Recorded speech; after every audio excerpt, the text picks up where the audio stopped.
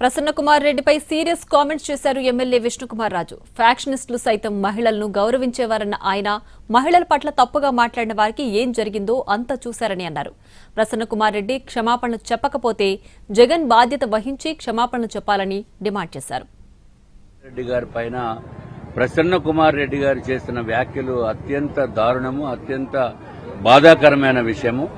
నోటుకు నోరు ఉంది కదా అని చెప్పి నోటుకు వచ్చినట్టు మాట్లాడితే కూటమి ప్రభుత్వము ముఖ్యంగా మహిళల పైన ఆ విధంగా మాట్లాడితే తప్పనిసరిగా తగిన చర్యలు ఉంటాయి.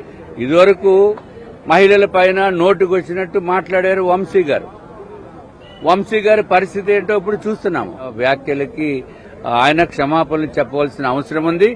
ఒకవేళ ఆయన చెప్పడానికి ప్రాబ్లం అయితే మిగిలిన కనీసము జగన్మోహన్ రెడ్డి అయినా చెప్పాలి.